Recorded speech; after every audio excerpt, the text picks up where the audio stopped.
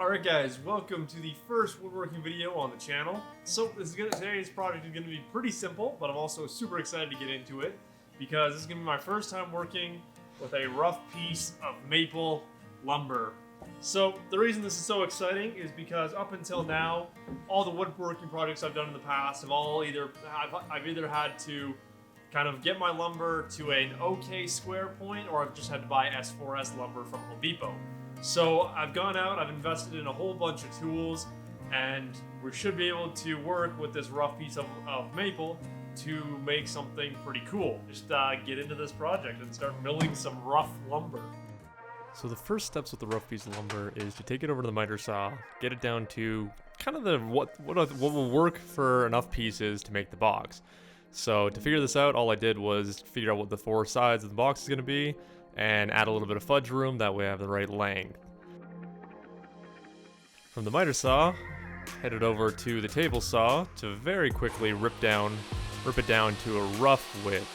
So I didn't want to take it all the way in, because I would waste material, but this way I can use it on my jointer just a little bit easier. With that rough size, headed over to the jointer, put one flat face on, that way it's nice, easy to work with. Everything is nice and flat and even. Took a few passes just because it was still a pretty rough piece of wood. Then once I had that face nice and flat, I was able to turn on its side, joint one of the sides, and that way I've got two perfectly square perpendicular sides on it.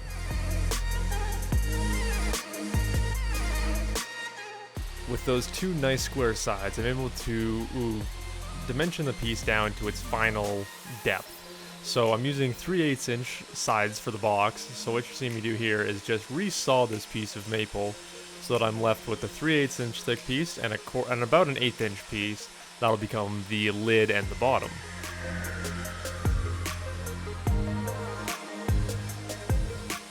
So once those pieces are all good to go and they're nicely sized, I'd pull out the planer, and all we're doing here is just getting them down to that precise fit. So the side pieces are just a little bit more than 3/8, so I just send it through the planer a few times to knock down any rough sides and get them exactly to 3/8 of an inch. Then once I've got it all planed down, to even thickness all throughout the entire board, I got it down to its final width, so now we're at the same width as the rest of the box. The very last thing to do is to actually cut out all the side pieces. Now, because we're going to be doing box joints on here, I added a little bit of extra space just to have some overhang on the tongue and on the finger joints, and that way we'll get a perfect fit. And with that, we've gone from a rough piece of maple hardwood to 4 sides of a box. So for the finger joints, rather than doing it with just a normal table saw blade, which wouldn't leave a very good finish, I went out and bought a dado stack. Now, what you're seeing me do here is install a 1/4 inch dado stack. Before starting the video, I put together this quick sled just to make sure everything is going to work properly. So once I got the blade to the proper height, so I'm not cutting too deep into the sides of the wood, I started cutting the very first pin.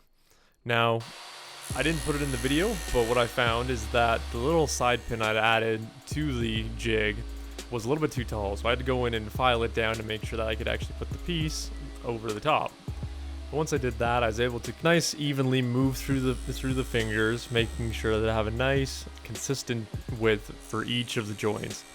That way, once I put it all together, it'll all fit nice and flush, and there shouldn't be a whole lot of issues.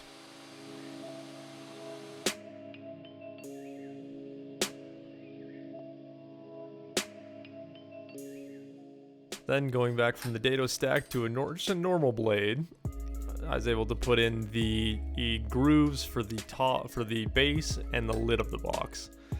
Now, normally there's a lot of other ways to do this, so that you don't leave marks on the outside of the box, but for now, this was a nice, just simple, quick and easy way to get it done.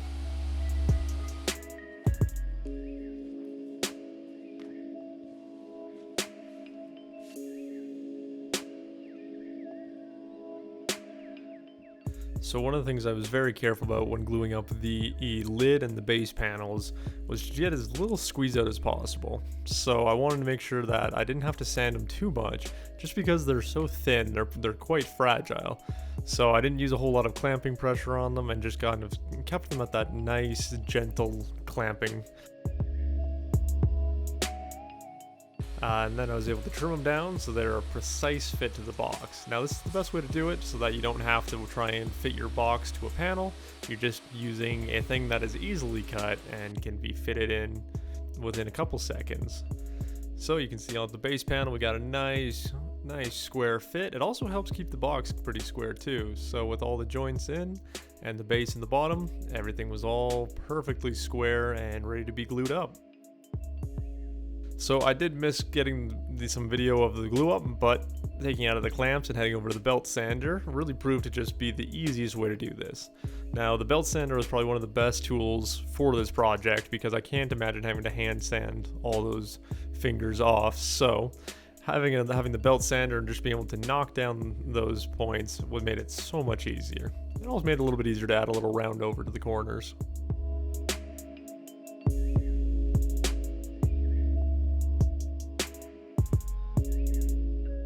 And rather than trying to do anything super fancy for this box, I decided to just go with a nice, clean, boiled linseed oil finish. Just one coat, no sanding in, no sanding after the fact. It was just a simple coat, and it turned out absolutely beautifully.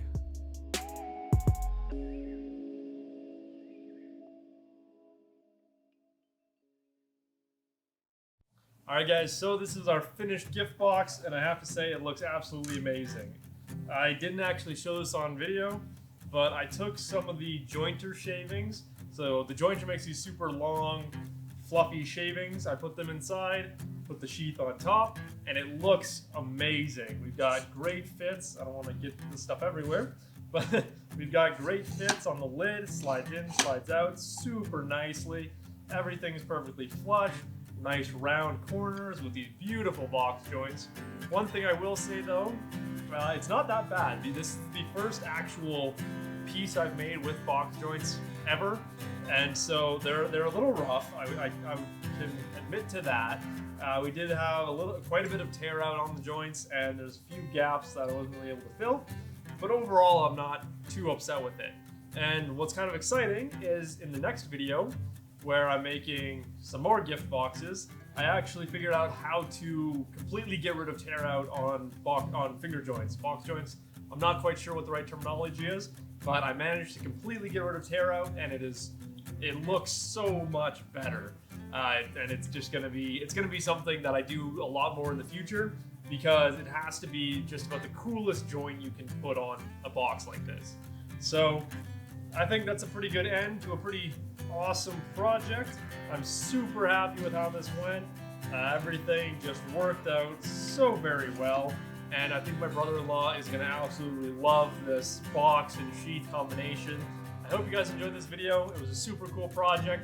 As you can see behind me, I've got 3 8-foot boards of beautiful maple. So I've kind of got an addiction now to buying rough lumber now that I can work with it. So there's going to be a lot of super cool projects coming up pretty quick here. So I hope you guys enjoyed this video, and I will see you in the next one.